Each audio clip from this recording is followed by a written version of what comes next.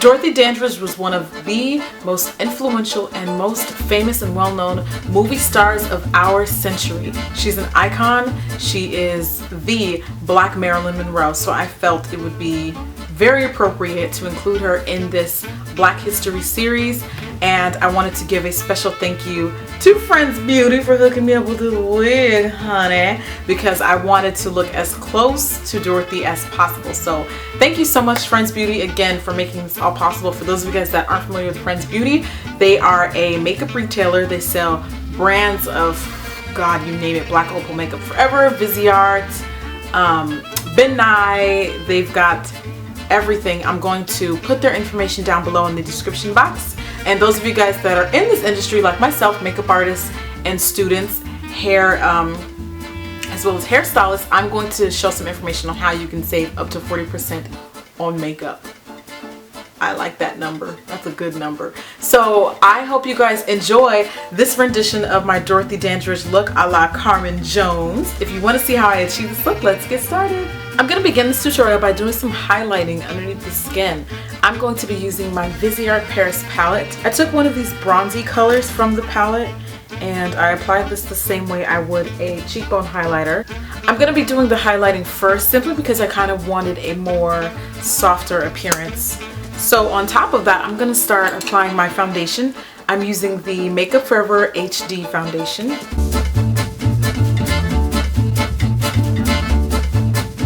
And I'm going for a medium to full coverage, somewhere kind of in between. I'm going to then use my Black Opal Blot powder and I'm going to set the foundation to keep it from getting too shiny or oily.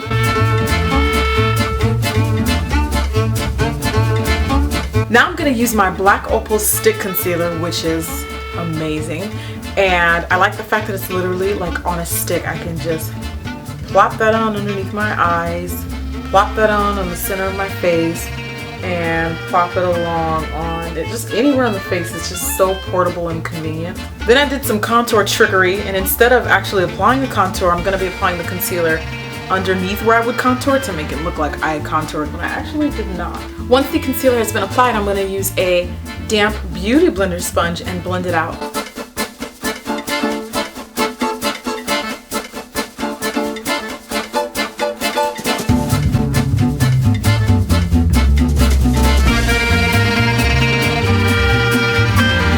Then what I like to do is kind of go over the concealer again with the foundation brush just so that it all looks a little bit more natural. I'm not applying any more product, I'm just using whatever is on the brush. I'm going to take my Laura Mercier Translucent Loose Setting Powder and I'm going to set that concealer. I'm using my MAC Brow Pencil in Spiked. Now it's time for the eyes. Dorothy's eyes from the photos that I saw were very simple, very light. So what I'm going to do is I'm going to still be working with that Black Opal concealer.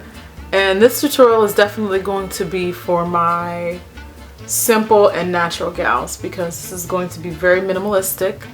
So apply a bit of that onto your eyelids. Take your finger and blend it out. I'm going to take this shimmery taupe eyeshadow from my Viseart palette and I'm just going to take a loose blending brush and just sprinkle that color on all over my eyelid.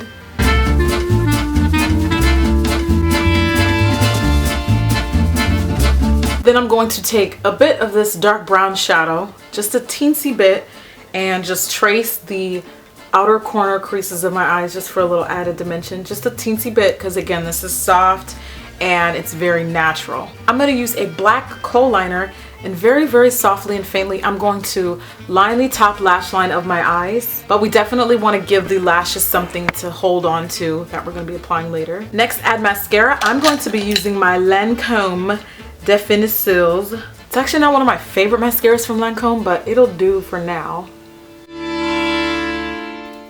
I'm going to spice up the look by adding lashes. God, these things are annoying, but they pretty though. Alright, we gotta complete the rest of the face to get Dorothy's look. So I am brushing off the excess finishing powder all over my face. We're done with the eyes. I'm gonna apply my ProFinish powder all over my face for a little bit more added flawlessness and coverage. For the blush, I opted for Pinky Rose, so I'm gonna use Black Up number 12 blush. and I'm applying this on the apples of my cheeks. And I don't know if you can tell, darlings, but I am lit from underneath. You see that highlight from underneath the foundation? She's there, honey. She is making a special guest appearance for today. I'm gonna do the lips. I'm gonna line my lips with cork pencil. This one is from MAC and it's a natural brown.